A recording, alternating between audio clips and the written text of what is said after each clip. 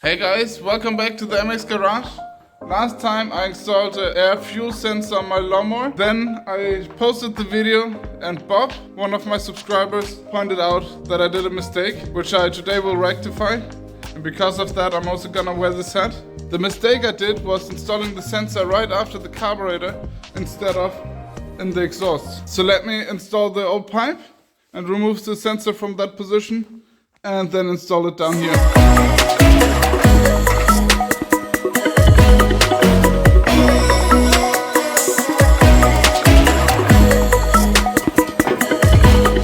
So this is the pipe where I mounted the air fuel sensor. However, I will put the old back in and put it back together and then find a position where I can put the sensor. Now I swapped this pipe for the little pipe. I will put the top back on and then I will find the proper spot of putting the sensor somewhere here. I finished assembling it and spent some time figuring out where I want to have the sensor. And I decided it goes right here. It's not gonna interfere with the wheel or the pedal. And also the distance, from what I could read online, it should be between 15 and 20 centimeters, which it is. It's at like 19. I was considering on how to do it and decided I will not take the engine off to take the exhaust off. Instead, I will try to drill it and see if I can make it fit and weld it from there. I will just try to drill it with this drill bit. I won't remove the wrap because I don't have a spare one, and if I want to do it properly, I will need a spare one anyway. So I will just try to drill a hole, maybe remove a little bit excess. I already put an extra zip tie here. Those are metal so they can resist the heat, and then I can drill it and then try to weld it.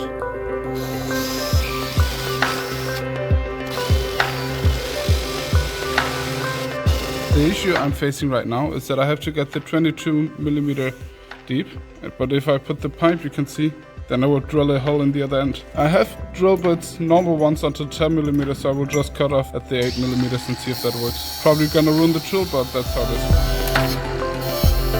is. Now it will definitely fit.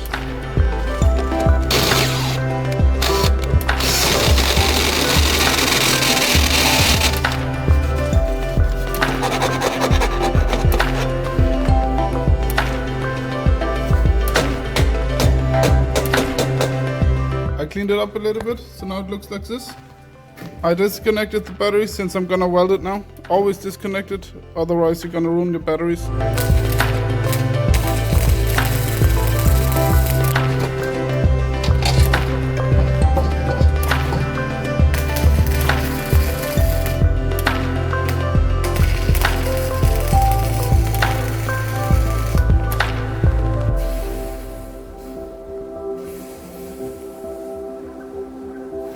Let me give you a close-up. This is how it looks now. I know it's perfect welds like always, but I'm pretty sure it will work. The wire I can tuck in a way so it's not on the way. I finished the last few things, like zip tied the wiring, connected the battery and so on. So now it's ready to be started.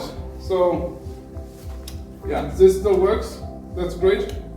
Let's start it and see if it even wants to run. Let's put some choke since it's like 5 degrees Celsius or something like that. So. God damn it. I have to charge the battery for a moment, and while I do that I will figure out what I will be doing next. While the battery is charging, I will focus on another thing, and that is the steering. I haven't addressed it yet, but it's a small thing with major consequences. So I want to have it dialed in before driving it.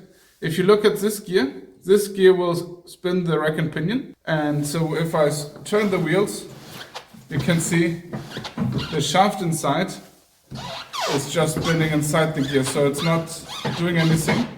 The reason is that this gear expects a key, while the shaft is like a diamond or star pattern. I'm not quite sure how it's called, but it has a lot of edges. I can give you a close-up with a bit. One way to do it is to weld it. The other way to do it is make a keyway. Let me take it apart and consider my options. So now that I got the chain loose, I can move the entire shaft up and down. I don't know if the camera is picking it up, but this, pretty sure shouldn't be the case. So you can see this part here, it has an edge here where there was a C-clip, and this C-clip is holding the entire thing together. You can see here it has a star shape, while this one has a keyway. but I will make it fit somehow, maybe. Let's try something which definitely is gonna go wrong. I'm gonna try to cut a keyway with an angle grinder. I already have a rough idea how far down it should be. The width is 5 millimeters. I don't have a 5 millimeter disc, but I have a disc which is roughly the half of it. So I'm just gonna cut 2 slots and see if it works. If everything goes wrong, I will weld it up and no one needs to know about this.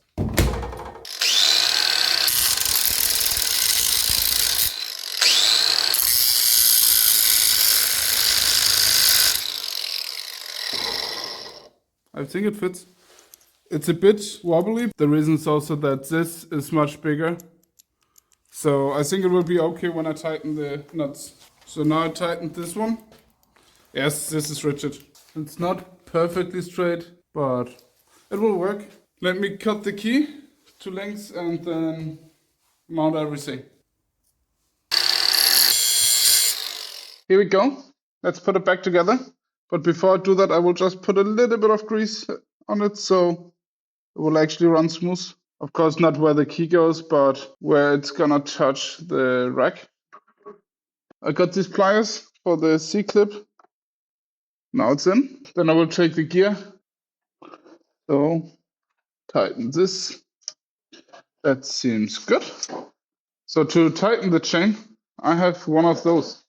If both ends are fixed and you rotate the middle one, the ends go together and thereby tighten it. You see this chain over here?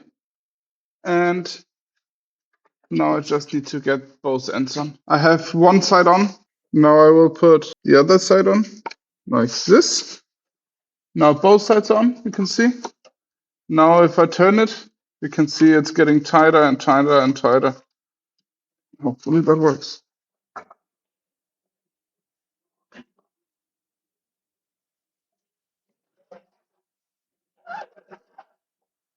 Yeah, I think that is okay for now. It's a little bit hard to turn. And to be honest, I needed to make a full alignment of it. I decided that I'm not gonna adjust it today, probably in the next episode. And what I really want to do is, hopefully the battery charged enough. It should have. Let's start it and see if the new sensor position actually made a difference. The battery charged for a while, so let's see what the voltage is now. 12.8, that should be fine. So let's try this again. I changed the needles. If you want to see how I did it, you can check out the last episode. But basically, I will let even more fuel in to the carburetor. So let's try that and see if it actually works.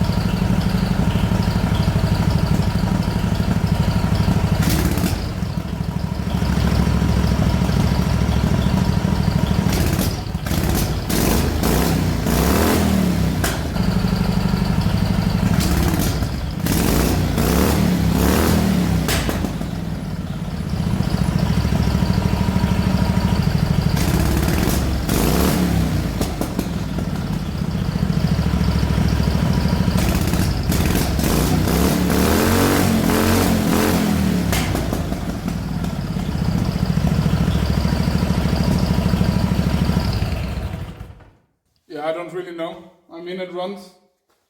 It doesn't bog. I'm quite happy with that. I'm pretty sure it starts right away.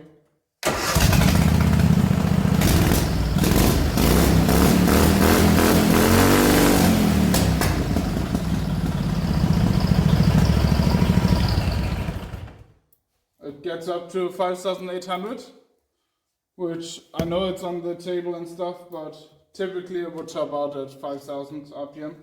I feel, correct me if I'm wrong in the comments, that it actually runs quite well now. And I really hope that the next episode will be new brakes installed and then trying them out while driving it. Huge shout out to Bobby once again, one of my subscribers who corrected me in the last video. Thank you so much for that. I will try this a little bit more off camera and see if I get somewhere. But for now, thank you so much. Consider subscribing if you like it, and Thanks for the nice year I had with you guys. Your support means a lot to me, so see you in the next episode. Goodbye!